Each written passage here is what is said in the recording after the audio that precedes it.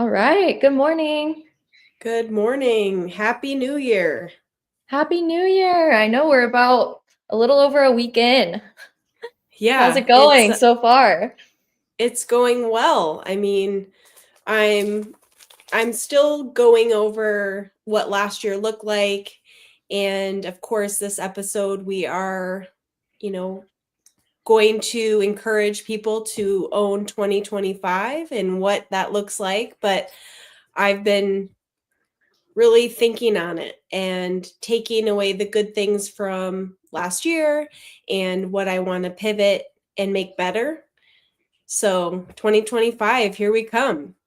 I love It's it. It's the perfect time to do that. I think like it doesn't have to happen at the new year, but it's just, I don't know. It feels like new energy to me. Like going into a new year, it's like, okay, new year, perfect time. I mean, you can do it the rest of the year too, but yeah. why not? Why And not start the year right? yeah, and just it does create reflection, I mean that's kind of like when the ball drops on at midnight, you sense an ending and then a beginning, Hmm. the New Year's Eve song that plays. It's just kind of nostalgia. And so 2024 was a big year for me of learning, growing in my personal relationship, romantic relationship. It was the most challenging. And then I had things with my kid that were challenging, and then I had a work endeavor that created growth and then also awareness at the same time of what's important to me. So I'm really grateful for it, but I'm ready for 2025. I love it. New beginnings. Yeah, how was your holiday and New Year's, Claire? It was great. Yeah, it was nice seeing family and just kind of doing a lot of reflection at the end of the year, thinking like, okay, I actually keep journals all the time and I always journal every year. So it was kind of cool to look back at the things that I said I was going to do last year and see, okay, like I actually did majority of these and I even did better than I thought on some of them. So it allowed me to kind of think bigger for this year. Because Mm-hmm. when you look at the grand scheme of things, a year is a lot of time to get a lot done. And I think that I, it's easy for me to get afraid of setting big goals because I don't know if I'll reach them. But this year, I'm just like, I'm going to shoot for the stars. And then if I, like, depending on where I land, I'll be okay with that. So it was kind of exciting to sit down. I actually used ChatGPT a lot when I was writing my goals. So I highly recommend people to do that. There's actually these 10 questions that you can ask ChatGPT and they help you to just kind of brainstorm. So I kind of laid out these are the goals that I'm thinking. Can you help me like brainstorm the action steps that it would take to make these happen? And is there any other goals that I should add when you know so much about me? Like ChatGPT, I use it Mm-hmm. a lot for different things, just optimizing my life basically, because why wouldn't you utilize a tool like that? So I've been using it a lot. And so it gave me some really, really good ideas with really clear action steps on how to achieve each of my goals. And so that was just so much fun for me to do. Yeah, you shared a little bit about that, and I do need to dabble in it and try it and see what it rolls out for me. Yeah. Um, well, cool, Claire. Well, I mean, no better way than to just dive into exactly what we've been talking about, and let's do it. All right. I think you said that you have a funny quote that you've heard before. Yeah, I thought, why not add it? Of course, we live it differently, but it is funny because it does put in perspective. But I had heard a long time ago that it said, "May your troubles last as long as your New Year's resolutions." And I don't know who said it, but it made me chuckle because everyone starts out strong and we just fizzle. And so, of course, Hmm. you don't want your troubles to last, but we want our goals to last. and we want to stick to them, and we want to make them obtainable. And then, like you said, Claire, you want to have the big goals. Like, you want those intimidating, scary, what if I don't make them goals, because that is what pushes us to know what's possible. And Mhm. and maybe it's, delayed a little bit more than what you hoped for, but you still keeping it, you're still keeping that alive. Mhm. Exactly. So, And that's why the new year is such a good time to say, okay, what did I not achieve? What did I achieve? And then are these still even in the pipeline for me? Because maybe there's goals that you set that are so irrelevant now. That's what I found is mhm. like, okay, well, Yeah. that's not even relevant anymore. A lot can change in a year, although it Mhm. flies by, but there's so much that goes on. And I think that's part of why it flies by. So I found this statistic. So 80% of New Year's resolutions fail by February. Yeah. I mean, It's the gym speaks for itself, as it's mhm. loaded with people on the front end. And then as January is ending, you're like, oh, everything's available again. Mhm. Yep.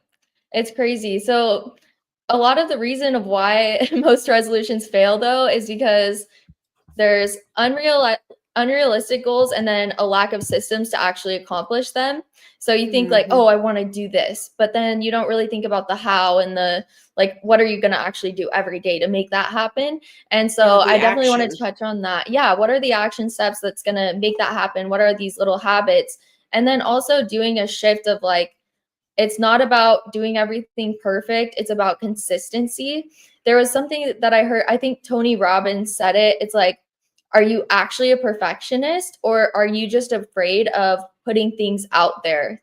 Like, Mm. is that a fear that you have of doing something specific or putting things out there? It's like, you can just have it not like be exactly perfect and still do something that's going to get you towards your goals and just stay consistent with those things that you know are going to get you closer to those goals, but being realistic. So Well, and that's I was going to say, we've talked even just in like setting those healthy goal, like food goals, fitness goals, you and I've tapped in on, what's the plan of action?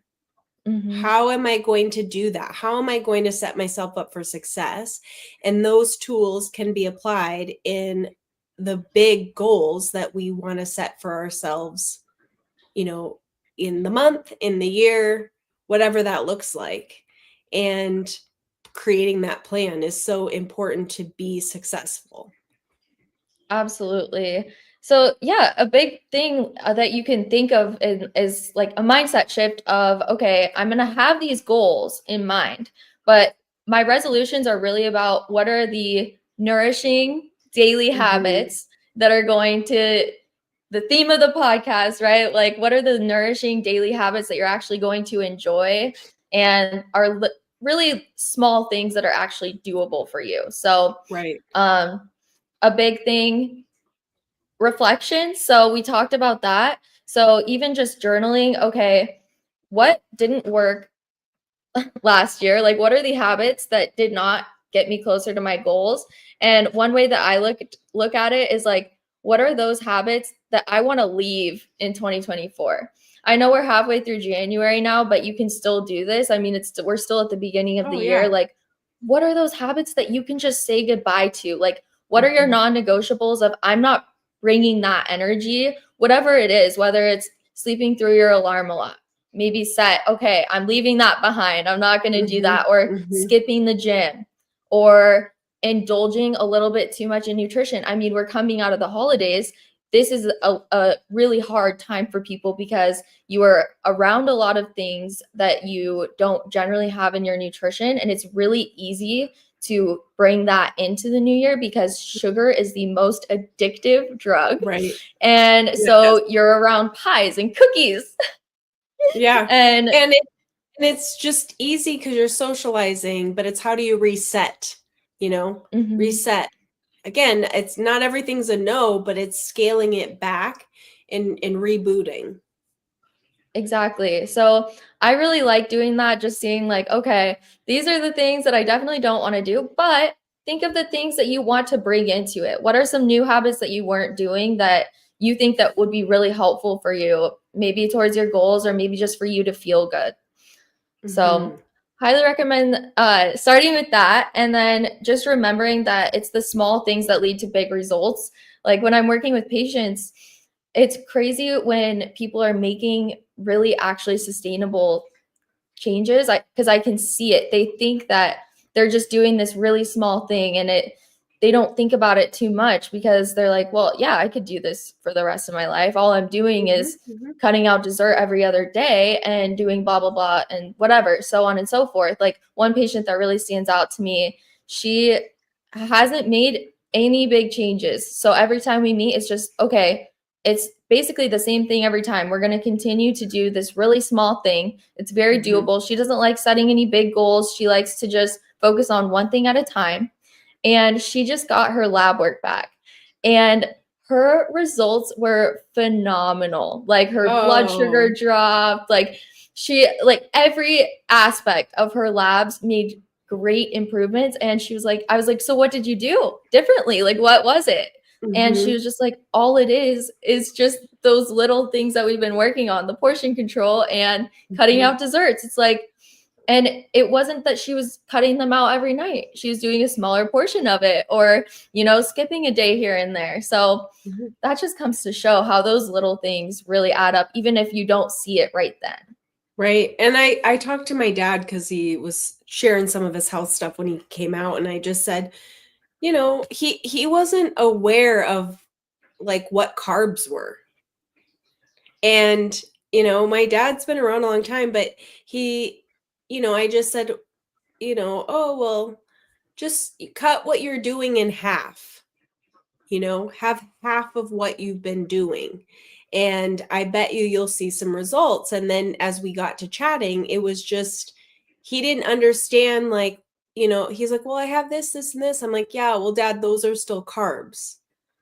And so, but again, it's just this combination of like awareness, plan of action, which is awareness is what do I need to change? How can I change it? And then plan of action is like, okay, I'm cutting it in half. Like your gal, it wasn't all this restriction and no's, and she was able to accomplish those things with pivots to what she's taking in. And that's nourishing for the longevity. Absolutely. I think you touch on a really important thing is the awareness. So a big part of why I like to do this at the beginning of the year is because if I don't take the time to reflect, like sometimes life gets crazy, right? And sometimes the first thing to go is my reflection time, because it's not something that is a necessity in the moment. It's a commitment to yourself, and we're so quick to break commitments to ourselves. Right. That's why I love coaching, because a lot of times we'll get on these calls, which I need to get myself set up with one of my coaches actually, but I love seeing things click when I'm talking with people, because it makes them think and it makes them realize like, oh, I forgot that I was doing that, or, oh my gosh, like I just realized that that's something that I've been doing completely out of habit and instead of necessity. And it's so cool to see that light bulb click. And then that's why I just recommend just doing it at home, like regularly, or even set a reminder on your phone every quarter to assess, or, like take a look at, okay, how am I doing on these goals? Are my goals still the same as what I want them to be by the end of the year? And then you can pivot and just keep awareness of it. Another thing that I would recommend with that is tell someone else your goals, so that you have someone that's going to hold you accountable. Maybe ask them what their goals are. Maybe they have some things they want to be held accountable, and then have check-ins with them. Like me and one of my friends, we committed to every Tuesday, we're going to have a check-in on our New Year's goals and the habits that we said that we were going to have in place. Just a quick, we're doing a walk and talk. So we're going to do a phone call while we're on a walk. I'm just going to do it on my walking pad in here, just so it's breaking up my work day. And then we're Yep. just going to say, okay, are you still doing these habits? Are you going to continue focusing on these? Where are you at? And I think that that's just really going to keep me on track if I know that, all right, that call's coming up on Tuesday, so I better see it. And I feel like everyone in their life has someone like that they could go to. Absolutely. And I'm going to add to that because I was chatting with a girlfriend and she's like, "Oh, I've just not been working out and doing my thing." And she's in a relationship that's long distance, and in addition to that, she's also traveling for work. And so the combination of her not being in her home environment has pivoted, but she's getting ready to move into with the boyfriend. So I just said to her, I was like, communicate to him. This is what I want to do in the mornings when I get up before I go to work. And that means that that's going to change how they interact. Maybe they're not going to sit and have coffee and chit chat. She's going to get into her workout. And so I encouraged her with those people that are closest to you. And, whether it's even just communicating to your kids, like, hey, mom's going to do this workout, or to your other half, like, this is something that's valuable to me and I really want to do this. It allows them to support. If we don't communicate, how can they support us? And so, you have your setup with your girlfriend, that's your accountability every week to get them done. And it's just the verbal, it's the communication that's going to also help build you to have a good platform to keep doing what you want to do for whatever said goal. Even if it's going out to dinner, hey, socializing, maybe you pivot with you have people come over and you change the environment so that you can control how the food is cooked, and that you're not always going out to socialize, or you choose to just meet up for coffee because that's not as many calories as to like a full-blown meal at a restaurant. Whatever those communications need to be in order to set yourself up for success. And when you have great people around you, they can support your goals.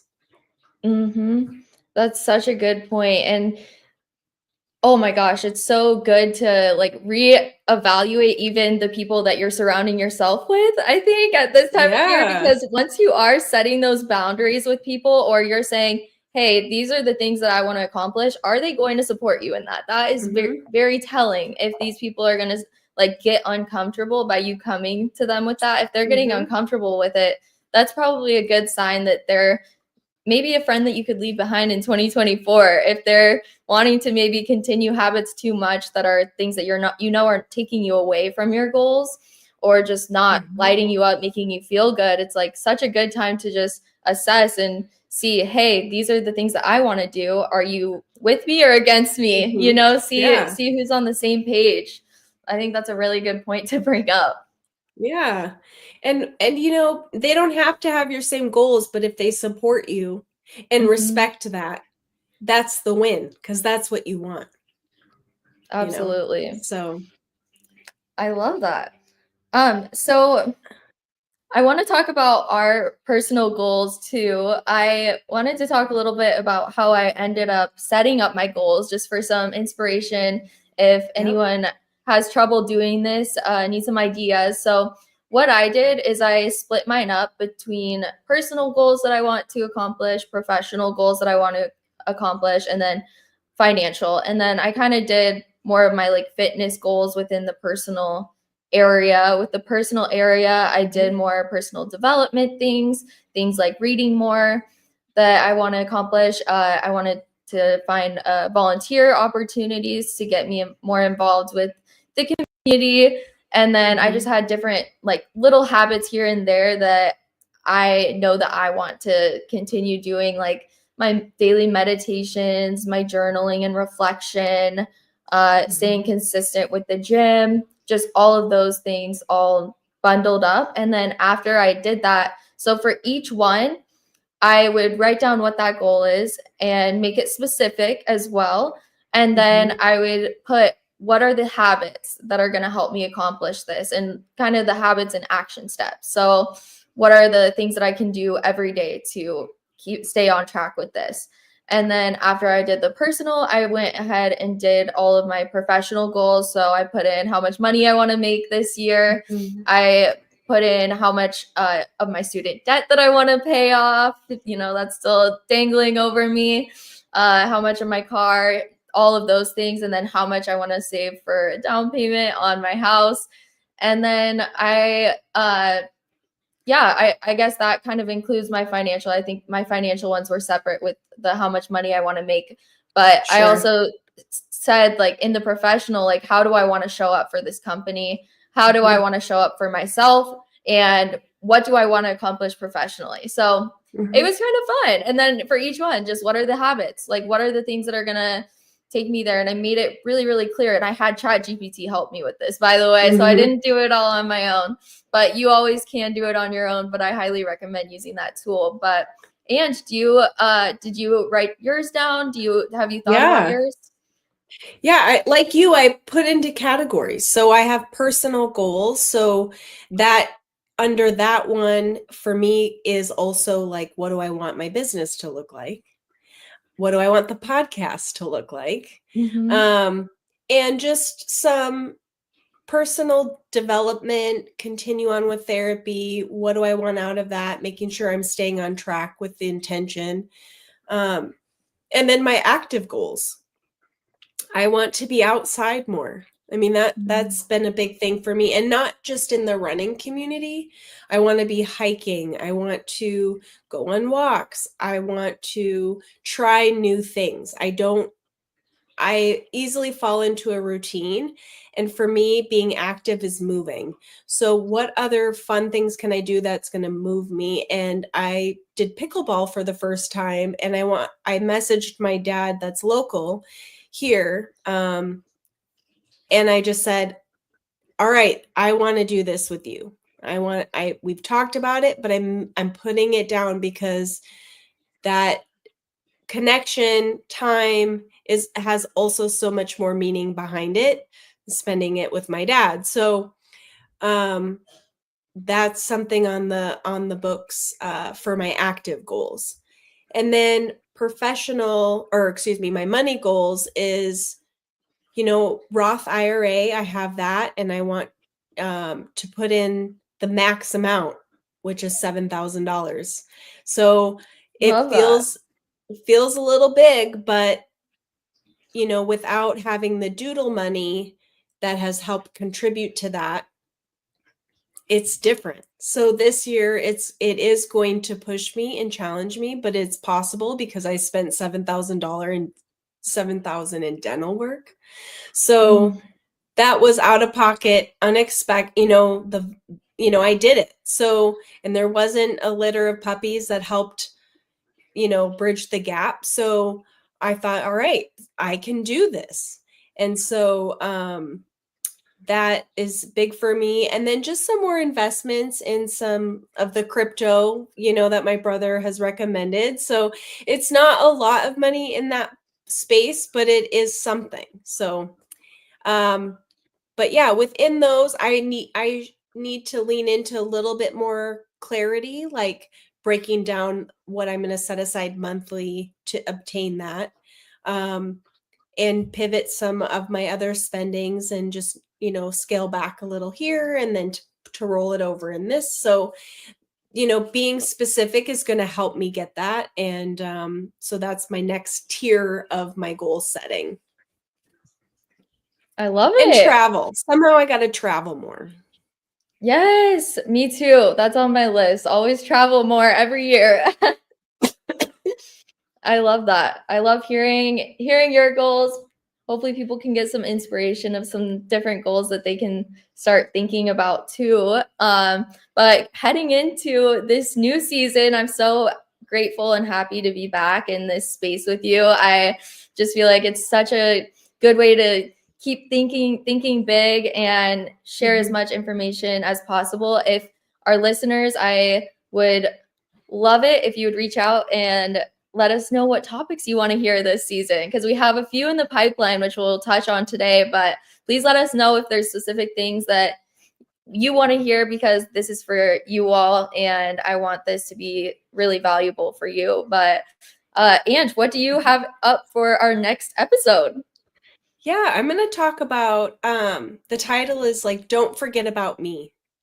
And it's where we lose ourselves in whether it's work, relationship, friendships, just how to get ourselves back. And, the saying is put your mask on first before putting on others.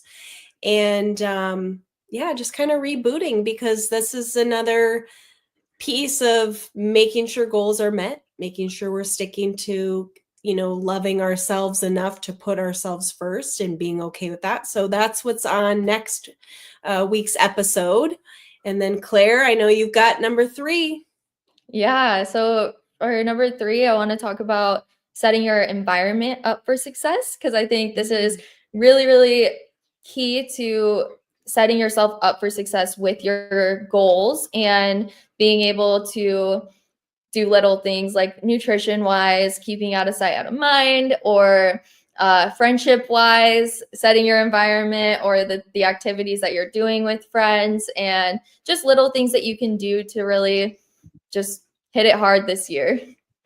And a couple other things that I want to talk about later on in the season is things like what your doctor doesn't tell you. So since I work with providers, I learned so much that are more into the preventative care instead of just the treatment aspect. And so I want to share just what I've learned throughout that, and maybe some different labs that your doctor doesn't have you get that you probably should get and be aware of. So different things like that. And since we've been working so much about in the longevity space and kind of pivoting our business to be full on longevity, I want to talk about just some of the ways to live longer, live healthier, increase your actual healthy years of life. I say live longer. People are like, I don't want to live a long time, but I'm like, you want to live more independently for longer, and you want to live stronger to an older age and things like that. So I want to touch on a few of those different things. Yeah, that'll be great. And I know we have some guests in the pipeline, and we're solidifying those and how to pair them with some of our cool topics that we have in store. So that'll be fun when we iron all that out, because it's fun to have a guest on. And maybe this season we'll have more than one. It's been all of a sudden it's like, oh, we're wrapping up the season and we've only had one guest on, but it's always a joy to hear from other people, learn from other people, and get perspective. So Claire and I are going to powwow, and maybe this year, Claire, we will go do an activity and podcast as we do it. Yes, we've been talking about it, but it has been different seasons for us. But hey, 2025 goal. I love that. Let's add it to the list. Yep. And now we're saying it on here, so that means accountability. We have to do it. Yes. Yeah. And then I wanted to chat about the different workout apps. There's a lot out there, or a handful to choose from, different means to get in ideas and have it set up for you so you can just show up.